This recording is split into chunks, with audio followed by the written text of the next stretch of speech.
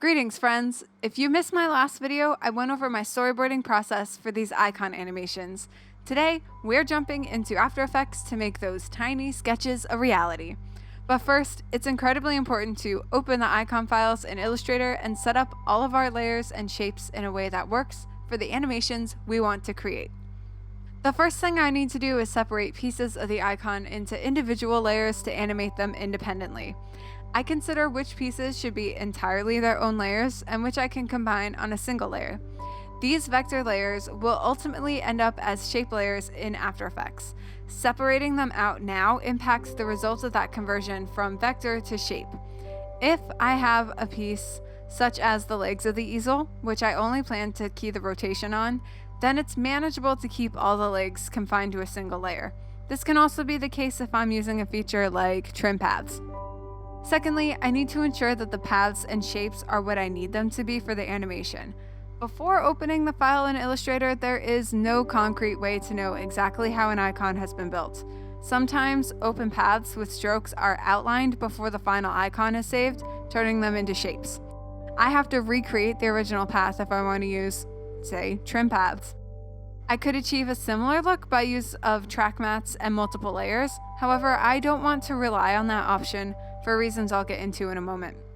There may also be areas of the icon where two pieces that overlap have been intersected, so when moving these pieces apart from one another, you can see there is information missing. I have to rejoin the split paths, which can also entail some recreating of paths on my part. And lastly, it's always good to take a look at the paths overall and see if there are any ways you can simplify the amount of curve points being used, since this information will carry over when we convert to shape layers. Once everything is organized the way I need it, I rename my layers and save the file, and with that, it's time to move into After Effects. Importing into After Effects, I always choose to import as a composition with retain layer size selected. This gives me a composition with all my vector layers, which I rename to add original at the end and duplicate the composition. The duplicated comp gets shapes at the end instead of original. This is the comp I'll open and use to convert to shape layers. All I need to do is select everything I want to convert, right-click, and under Create, select Shape from Vector Layers. The main reason I do this, and again to go back why I set up my shapes and paths a certain way from the start, is that recently I've worked a lot with the Body Movement plugin and Airbnb's Lottie, which lets you export shape animation from After Effects to JSON files that can be used on websites and in apps. It's an awesome system that allows for more creativity with SVG animations, but there are limitations. Certain features like effects and track mats don't work with Lottie or aren't compatible across devices. I've been challenging myself to work by these restrictions as often as possible when doing animation that could potentially be used in this way, and my icon animations are no exception. Once the layers have been converted, it's necessary to peruse the resulting shape layers and clean up any unnecessary paths and merge effects that were added. Convert to shape layer is a gift, but it's not perfect. And the more clutter you have in your shape layers, the larger that final JSON export ends up being. I also go through and color code my layers just to make things easier for me in the long run. Plus, I like the way it looks. Now there's nothing left to do but animate. Referencing my storyboards, I determine the best place for me to begin. Typically, I like to set my keyframes for the final position of the icons first, since they are already in this position when I start, and then work backwards to the first chronological keyframes in my timeline. In the case of the easel, I've done this for the layers on an individual basis. This gives me more room to change the timing as I go along, since I won't have to worry from the start about moving and syncing up tons of keyframes. Think about what the most central piece of the animation is and focus on that first. For the first easel iteration, that was the easel board itself. I like to figure out the positions of everything, how far do I want this layer to move, or how much do I want this path to rotate, then finesse the timing of the keyframes after. I'll add eases and smooth things over in the graph editor until I end up with a satisfying animation. Moving into the second iteration, I'll duplicate the comp for the first and usually delete keyframes so that we're back with the final position for the icon. If there is an animation that I feel I can reuse in the second iteration, I might keep those keyframes. Then it's the same process of working through layer by layer until I see the final animation I was looking for. I find it so interesting to see when doing these iterations how easily the same kind of motion can feel so different through small changes. The pink clip of the easel in both iterations falls down onto the board and paper from above, but in this second iteration, the timing and follow-through gives the fall a much harsher feel. One challenge I've run into a few times doing these icon animations is scaling. I'm working with a 500 pixel by 500 pixel comp across the board. With the pack of static icons, these all appear with a similar scale, but as I begin moving parts around, some icons need more room than others.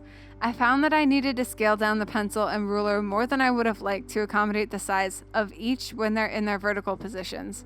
It doesn't hurt my individual animations, but it does mean that the final products lose some of that size similarity as a group. Definitely something to be more considerate of in the future. Over time, as an animator, it becomes clear that a majority of your work can be tedious and repetitive. Even while working on a variety of animations, you often use the same techniques and features. Think about the most basic properties you can manipulate on a layer: position, scale, rotation.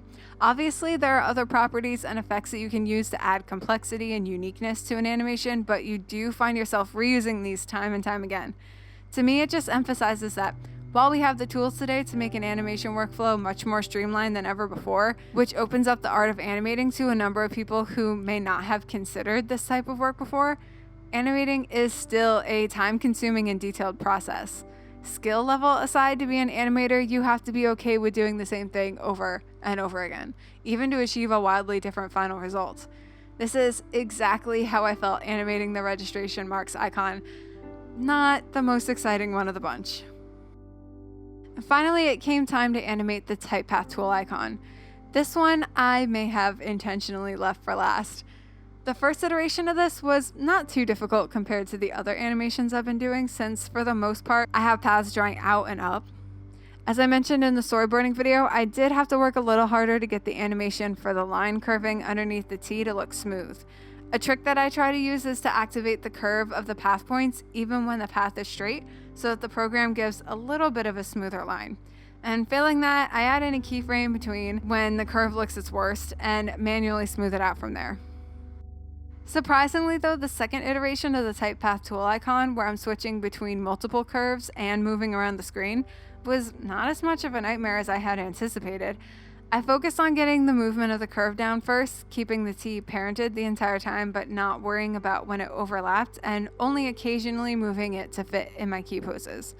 Again, although the transition from uncurved to curve path, or one kind of curve path to another, can be rougher than when hand drawing, there are simple enough solutions to the issue. Once the path was ready, I really only had to tweak a few small things with the T. In fact, the animation already worked so well that I was able to take the time and add in some really nice follow-through with the T, which created a much more dynamic and interesting animation than I had planned in my storyboards. And I think that is a fantastic note on which to end this round of icon animations. If you'd like to see the final animations for this round or the 2 previous rounds I've done, I'll link to the project page on my Behance. Rounds 4 and 5 will also be on there, but that's in the future. And speaking of, I do want to live stream part of round 4, so I don't have plans for that just yet, but stay tuned. In the meantime, like this video, share it, subscribe to my channel, follow me on social media, or don't. Watch someone else's video, take a nap. This is your life to live. In any case, I'll be here next time. Peace out.